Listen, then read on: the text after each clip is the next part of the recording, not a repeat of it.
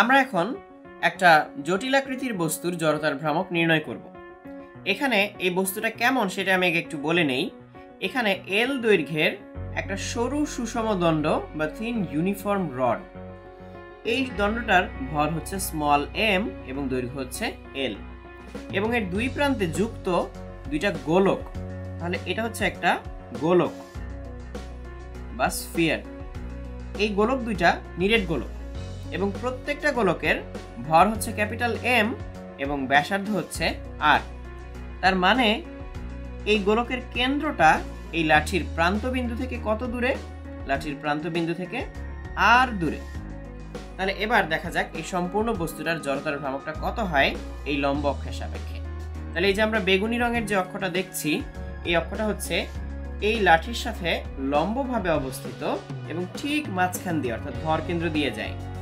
তাহলে এর সাপেক্ষে জড়তার ভ্রামক কত? এটা আসলে কিভাবে করতে হবে?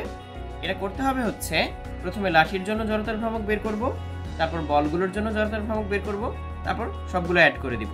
তাহলে সবগুলো যোগ করে দিলে আমি সম্পূর্ণ বস্তুর জড়তার ভ্রামকটা পেয়ে যাব। তাহলে লাঠিরটা আমি অলরেডি জানি, এই সম্পূর্ণ বস্তুর জড়তার ভ্রামক আমি ধরে নিচ্ছি আই। তাহলে লাঠিরটা আমি জানি, একটা লাঠির ভর কেন্দ্রগামী লম্ব অক্ষের সাপেক্ষে জড়তার ভ্রামক হয় ml²/12 লিখে ফেললাম। এবার এই গোলক দুইটা যেহেতু এই মধ্যবিন্দু থেকে দুই পাশে একই দূরত্বে অবস্থিত এবং দুইজনেরই রেডিয়াস আর, দুইজনেরই ভর এম, তাহলে যে কোনো একটার জন্য মোমেন্ট অফ ইনার্শিয়া বা জড়তার ভ্রামক বের করে 2 দিয়ে গুণ করে দিলেই আমি পেয়ে যাব সম্পূর্ণ জড়তার ভ্রামক কত। তাহলে আমি এখানে 2 লিখে রাখলাম। এবার এর ভিতরে আমি হচ্ছে একটা গোলকের জন্য জড়তার ভ্রামকটা লিখব।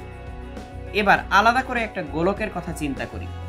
একটা গোলক, একটা নিরেট গোলক, এই গোলকের কেন্দ্রগামী যে অক্ষ, সেই অক্ষের সাপেক্ষে জড়তার ভ্রামকটা হয় হচ্ছে 2/5 mr²। এই 2/5 mr² হচ্ছে গোলকের কেন্দ্রগামী অক্ষের সাপেক্ষে জড়তার ভ্রামক। তাহলে এখন কেন্দ্রগামী অক্ষ কোনটা? যেমন এই গোলকের বেলায় কেন্দ্রগামী যে অক্ষটা, এই গোলকের বেলায় কেন্দ্রগামী অক্ষ হচ্ছে এটা, এই হচ্ছে গোলকের কেন্দ্রগামী অক্ষ। তাহলে এই অক্ষের সাপেক্ষে জড়তার ভ্রামকটা হচ্ছে 2/5 mr²। কিন্তু আমার তো দরকার এই মাঝখানের অক্ষ, এর সাপেক্ষে জড়তার ভ্রামক। তাহলে এই দূরত্বটা কত আমি একটু বের করে নিই। এই দূরত্বটা আমি দেখতে পাচ্ছি এখান থেকে l/2 প্লাস আরো r। যেমন এই যে এখানে l/2 এই পর্যন্ত, তারপরে আরো r কেন্দ্র পর্যন্ত যেতে গেলে, তাহলে এই যে ডিসটেন্স, সেই ডিসটেন্সটা হচ্ছে l/2 প্লাস r এটা।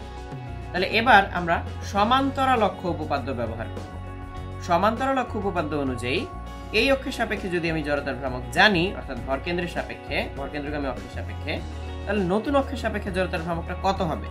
সেটা হচ্ছে মূল যে অক্ষ ছিল আগে ভরকেন্দ্রগামী, সেই অক্ষের সাপেক্ষে জড়তার ভ্রামক যা ছিল অর্থাৎ 2/5 mr², সেটা তো থাকবেই, সাথে যোগ হবে ভর ইন্টু দূরত্ব স্কয়ার।